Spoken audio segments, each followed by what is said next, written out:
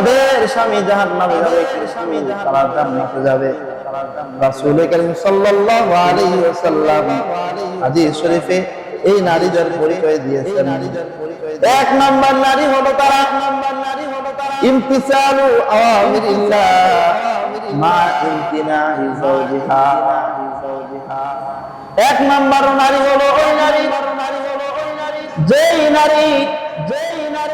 যেই নারীকে তার স্বামী আল্লাহর অবাধ্যতার আদেশ করেছিল, আল্লাহর নাফরমানের আদেশ করেছিল, তার স্বামীর আদেশ করা সত্ত্বেও, তার স্বামীর নির্দেশ সত্ত্বেও সে স্বামীর জুলুম অত্যাচার সহ্য করেছে, কিন্তু আল্লাহ তাআলার অবাধ্যতা করে নাই। এর উত্তম দৃষ্টান্ত হলো হযরত আসিয়া। পৃথিবীর সবচেয়ে শ্রেষ্ঠ স্বৈর শাসক, অত্যাচারী শাসক ফেরাউনের স্ত্রী ছিল। ফেরাউন নিজেকে খোদা দাবি করত এবং বলতো আনা রব্বুকুমুল আলা। ও দুনিয়ার মানুষ,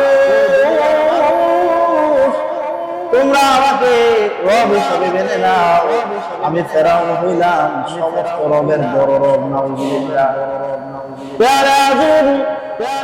কিন্তু ফেরাউনের স্ত্রী তিনি ছিলেন সেই রাজার রানী, কত সুখের মধ্যে ছিলেন, কত আরামায়েশে ছিলেন, রাজমহলে বসবাস করতেন, মনে যা চাইতো তাই পেতেন।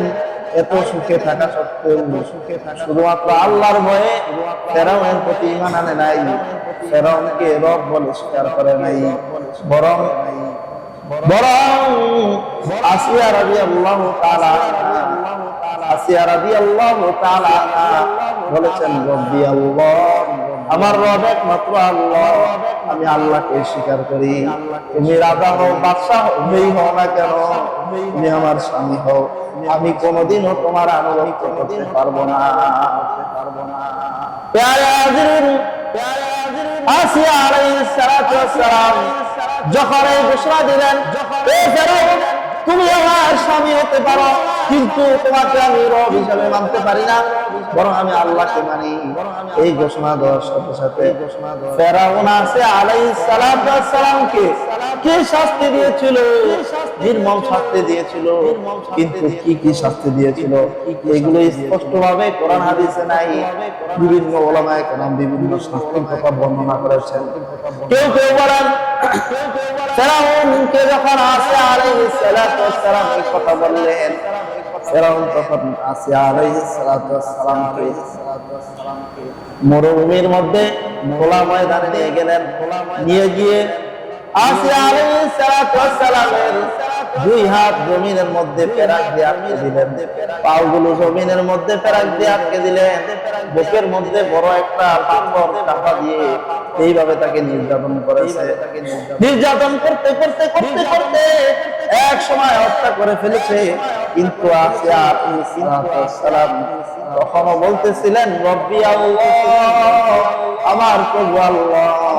ও ফেরাউন, তুমি আমার স্বামী হতে পারো, কিন্তু তোমাকে আমি রব হিসেবে মেনে নিতে পারি না। আবার কোন কোন বর্ণনা আছে আসিয়া আলাইহিস সালাতু ওয়াস সালাম যখন বললেন ও ফেরাউন, তোমাকে আমি রব হিসেবে মানি না, তখন ফেরাউন করলো কি, ফেরাউন বিশাল বড় একটা পাতিল গরম ককবকে আগুনের মধ্যে বসায় দিল। ওই পাতিলের মধ্যে তেল ঢেলে দিল। তেলগুলো টকবক করে ফুটতেছিল। ফেরাউন আসিয়া আলাইহিস সালাতু ওয়াস সালামকে ভয় দেখানোর জন্য আরো যারা যারা আল্লাহর প্রতি ঈমান ছিল একজন একজন করে ওই টকবকে তেলের মধ্যে ফেলছিল। আর আসিয়া কি বলছিল, ও আসিয়া দেখ, যদি তুই আমার প্রতি ঈমান না আনস তাহলে তোর আস্তে পরিণতি তাদের মতো হবে। একজন একজন করে তেলের মধ্যে, গরম তেলের মধ্যে বেঁধে ফেলতেছিল। আর ফেরাউন আসিয়া আলাইহিস সালাতু ওয়াস সালামকে ভয় দেখাচ্ছিল। যতই ভয় দেখাচ্ছিল আসিয়া আলাইহিস সালাতু ওয়াস সালাম বারবার তখন বলতেছিলেন রব্বি আল্লাহ, আমার প্রভু আল্লাহ, আমি তোকে মানি না, তুই আমার স্বামী হইতে পারো, তুই দেশের প্রেসিডেন্ট হইতে পারো, তোকে আমি ভয় করি না, বরং আমার রব হলো একমাত্র আল্লাহ। রাসূল কারীম সাল্লাল্লাহু আলাইহি সাল্লাম এই কথা বলেছেন, চার শ্রেণীর নারী তাদের স্বামী জাহান্নামে যাবে, স্বামী জাহান্নামে যাবে কিন্তু স্ত্রী জান্নাতে যাবে। এর মধ্যে এক নাম্বার স্বামী হলো যে নিজে আল্লাহর অবাধ্যতা করতো, আমার স্ত্রীর উপর আল্লাহর নাফরমানি করার জন্য জুলুম করতো, অত্যাচার করতো, বল প্রয়োগ করতো। আজকে আমাদের সমাজে এমন অনেক পুরুষ আছে যারা স্ত্রীকে বাধ্য করে আল্লাহর অবাধ্যতার জন্য, আল্লাহর নাফরমানির জন্য। বলেন কি হুজুর? হ্যাঁ হ্যাঁ, সমাজে অনেক রয়েছে। আজকে সমাজে অনেক পুরুষ তাদের স্ত্রীকে বলে, আজকে এই মডেলিং এর যুগে তুমি যদি পর্দা করো, বোরকা পরা চলো, তাহলে কেমনে হয়? তোমার মানায় না। তুমি বোরকা রাখিলাম মডেলিং এর মতো চলো, তাহলে আমার কাছে খুশি লাগে। আরে হাজিরিন, এই যে বাধ্য করতেছে। এইভাবে স্ত্রীকে মোবাইল চালায়, মোবাইল চালানোর সুযোগ করে দেয়। মোবাইলের মধ্যে স্ত্রী কত ব্যভিচারী দেখে, কত উলঙ্গ নাচ গান এগুলো দেখে। এগুলো কে করতেছে? স্বামী সহযোগিতা করতেছে, স্বামী সহযোগিতা করতেছে। এইভাবে সমাজের মধ্যে আরো অনেক আল্লাহর নাফরমানি আমাদের স্বামীরা স্ত্রীদেরকে সুযোগ করে দিতেছে। যে সকল স্ত্রীরা স্বামীর এই নাফরমানিকে মেনে নিবে না, আল্লাহকে ভয় করবে, আল্লাহকে ভয় কইরা স্বামীকে লাথি মারবে না, স্বামীর এই আদেশ মানবে না। হাজরিন, আল্লাহ রাসূল সাল্লাল্লাহু আলাইহি ওয়াসাল্লাম বলেন, এই স্বামী জাহান্নামে যাওয়া সত্ত্বেও এই স্ত্রীকে আল্লাহ তাআলা জান্নাত দান করবেন।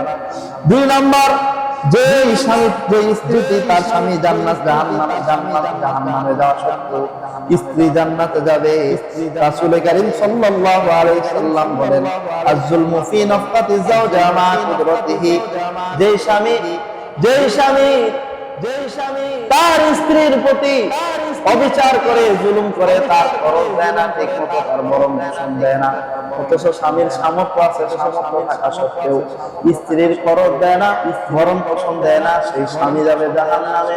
কিন্তু স্ত্রী যদি একমাত্র আল্লাহকে ভয় করে একটু ধৈর্য ধারণ করতে পারে, এই স্ত্রী যাবে জান্নাতে। বলেন সুবহানাল্লাহ।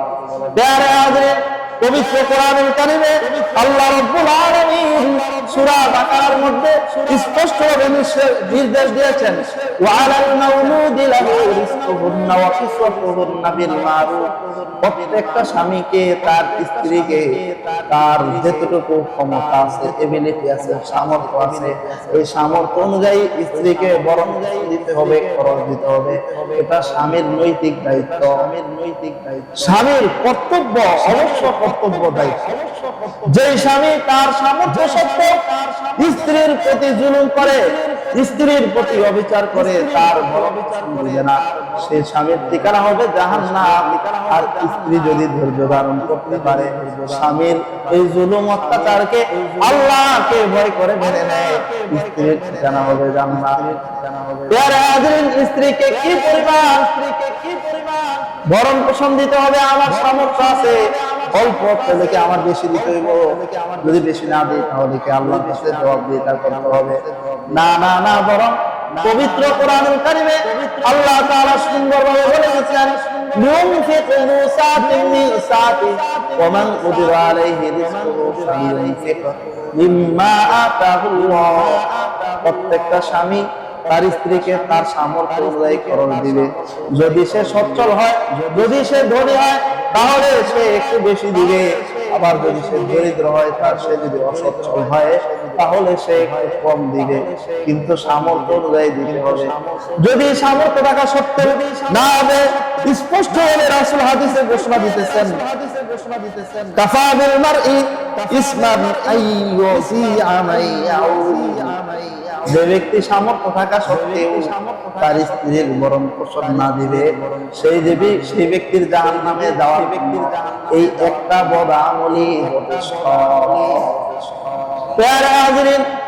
আর যদি আমি আমার সামর্থ্য অনুযায়ী আমি যা ইনকাম করি, আমি যা উপার্জন করি, আমার স্ত্রীকে দিই, সন্তানকে দিই, রাসূল কারীম সাল্লাল্লাহু আলাইহি ওয়াসাল্লাম অন্য হাদিসে ঘোষণা দিতেছেন, তাহলে তুমি 1 টাকা দাও, 2 টাকা দাও, 5 টাকা দাও, যত টাকা দিবা, এটা আল্লাহ তাআলা আল্লাহর রাস্তায় সদকা করলে তোমাকে যে সওয়াব দিত, তোমার নিজের পরিবারের পিছনে যদি তুমি সওয়াবের নিয়তে ব্যয় করো, তাহলে তোমাকেও আল্লাহ তাআলা ওই সদকার ওই দানের সমপরিমাণ সওয়াব দান করবেন। সুবহানাল্লাহ। প্যারা হাজিরিন, এমনকি রাসূল আরো বলে যে তুমি তোমার স্ত্রীর মুখে একটা লোকমা যে উঠায়া দিতেছো, এক লোকমা খাবার উঠায়া দিতেছো, এটার জন্য আল্লাহ তাআলা তোমাকে সদকার সওয়াব দান করবেন।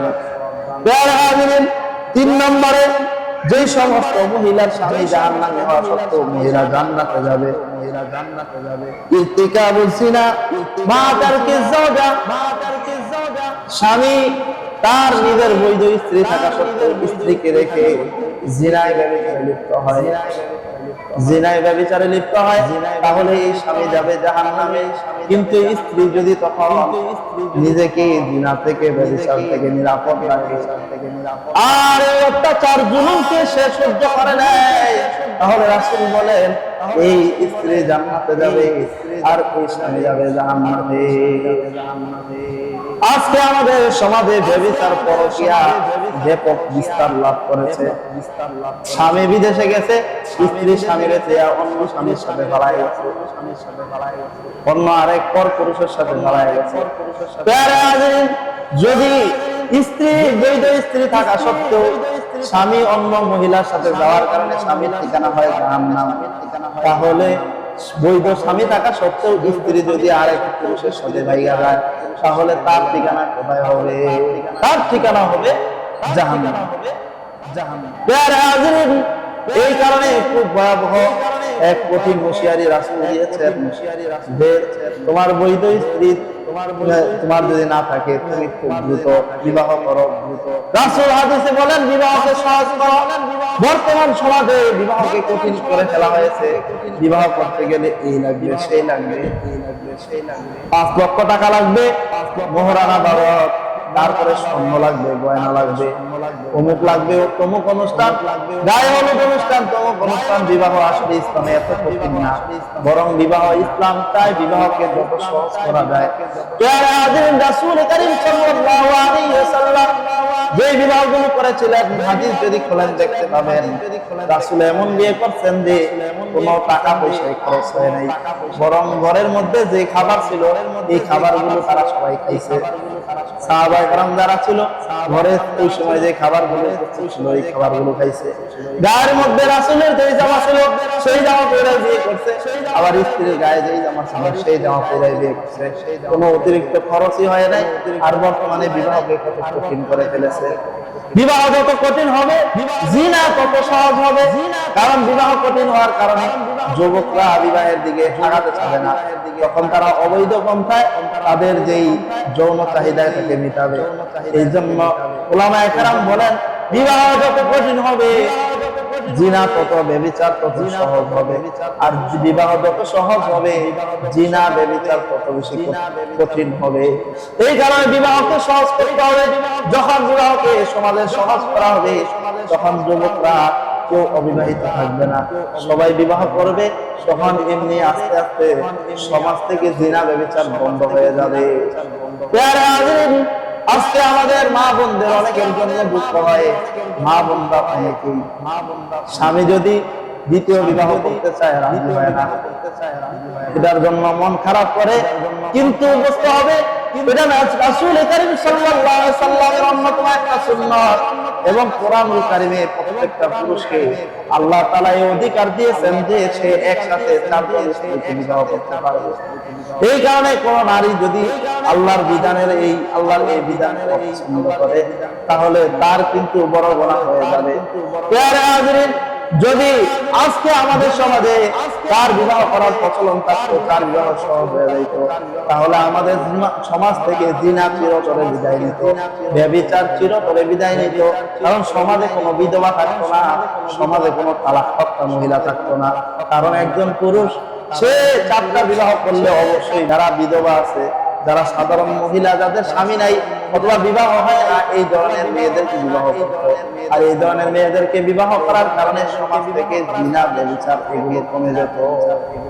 এই কারণে বিবাহকে সহজ করতে হবে, নারীদেরকে কষ্ট হলে মেনে নিতে হবে।